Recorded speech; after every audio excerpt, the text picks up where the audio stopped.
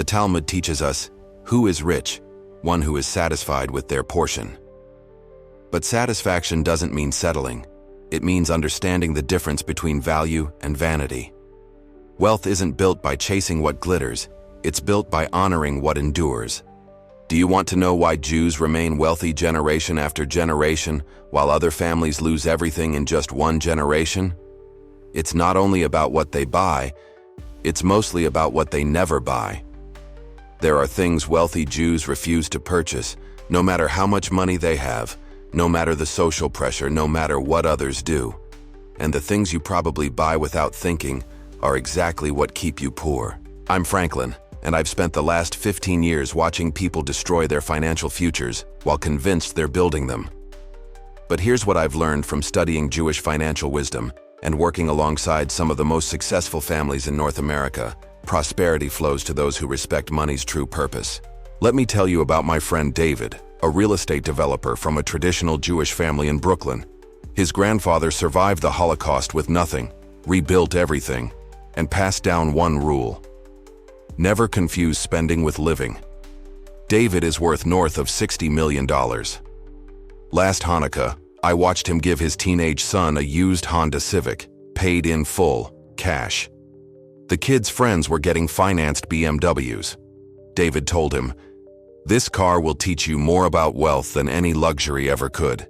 It runs, it's safe, and you own it completely. That's freedom."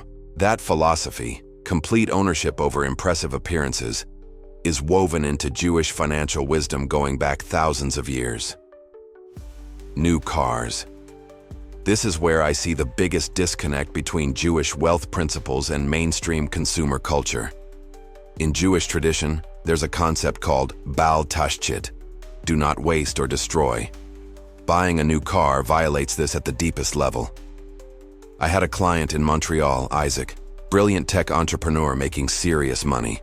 He wanted to buy a $70,000 luxury sedan to look successful. I asked him what his rabbi grandfather would say. He went quiet. 3 weeks later, he bought a 3-year-old certified vehicle for $32,000, paid cash, and invested the difference. That investment is now worth over $80,000. His grandfather would have been proud. The Talmud says, "Who is wise? One who foresees consequences." A new car loses 20 to 30% of its value in the first year. That's not an investment. It's lighting money on fire for the approval of strangers. Designer clothes for status. In Jewish communities, especially among the truly wealthy, there's something called tzniut, modesty. Not just in dress, but in how you present yourself to the world. I've consulted with multi-generational Jewish families in Manhattan and Los Angeles where wealth stretches back a century. You know what I never see? Logo-covered clothing, Supreme hoodies, Gucci belts screaming for attention. What I do see, impeccably tailored garments, quality fabrics that last decades, and zero need to announce their net worth. There's a beautiful teaching. Seek honor, and it flees from you. Flee from honor, and it seeks you. When you chase status through brand names, you're already losing. My mentor Samuel, a philanthropist worth over $100 million, wears the same rotation of 5 suits he's had tailored and maintained for 20 years. He told me, "Franklin, when people remember you for your clothing, they've forgotten your character. If you're ready to step away from the crowd and make wiser financial decisions, subscribe. This channel is here to help you see money differently. Premium subscriptions and memberships that collect dust. Jewish financial wisdom emphasizes cheshbon hanefesh, an accounting of the soul." But let's bring that to your bank account. How many subscriptions are you paying for that you've forgotten exist? The average American has 6 to 8. That's $80 to $150 monthly vanishing into services barely used. I know a family in Toronto, Sarah and Michael, who discovered they were spending $2,100 annually on subscriptions. Gym memberships unused, streaming platforms unwatched, software licenses forgotten. In Jewish tradition, we're taught to be stewards of resources, not careless custodians. They canceled everything, kept only what served them, and redirected that money into their children's education fund. 10 years later, over $30,000 grown through compound interest. That's not frugality, that's wisdom. Lottery tickets and gambling. The Torah is explicit about this. Earn your bread through honest labor and wise stewardship. I've worked with communities across North America, and one pattern breaks my heart.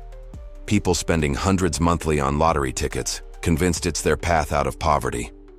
I met a man in Chicago, not Jewish, but working in a predominantly Jewish business district.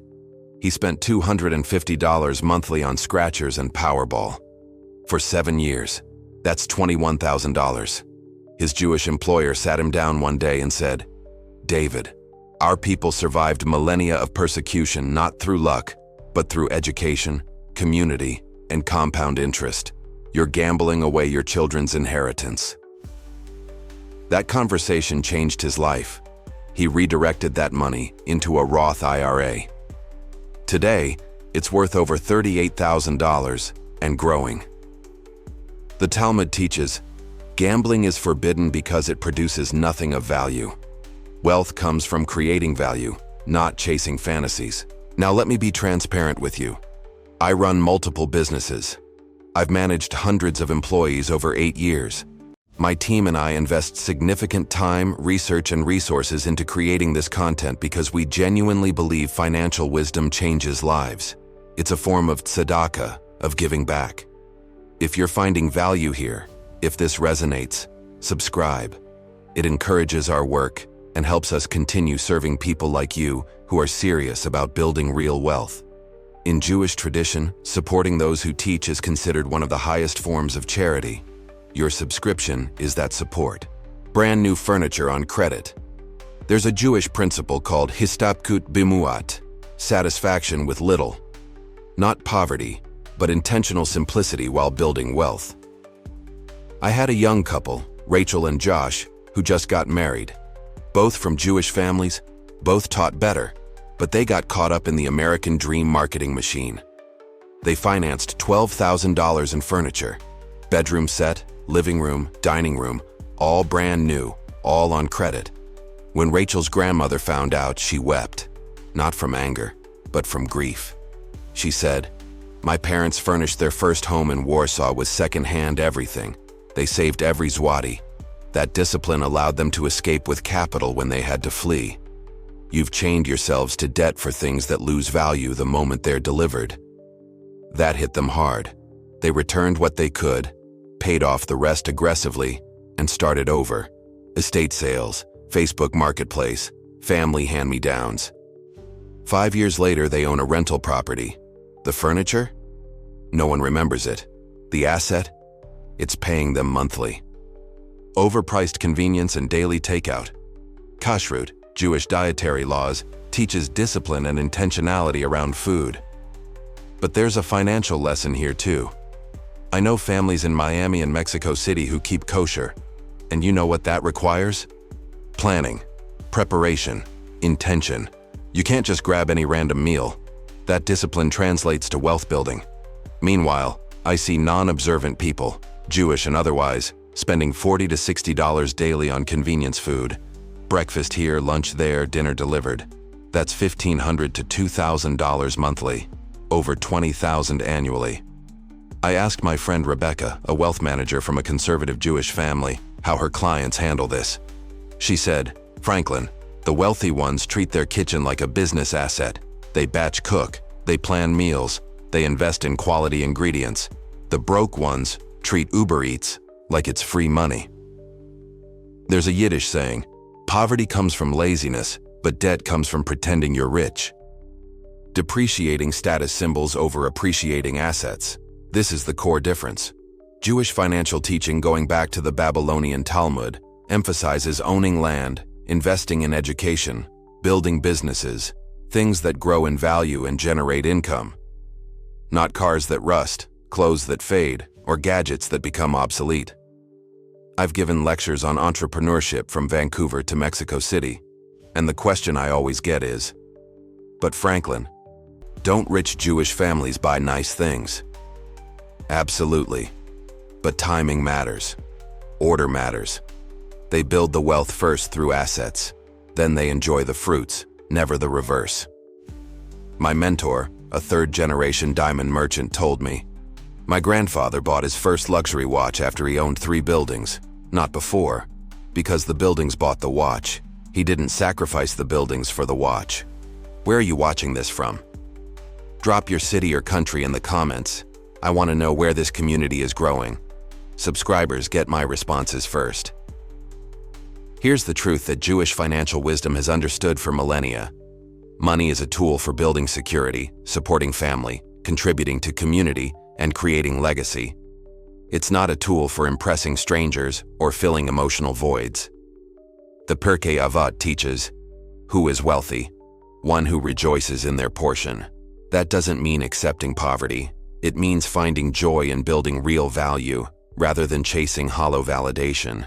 The path to wealth isn't complex, but it is countercultural. It requires disconnecting from a consumer system designed to keep you dependent, anxious, and broke. Check out the video in the description and on the end screen. It goes even deeper into these principles. Remember, change begins with understanding. If you want to grow beyond average financial thinking, subscribe and learn what truly builds wealth.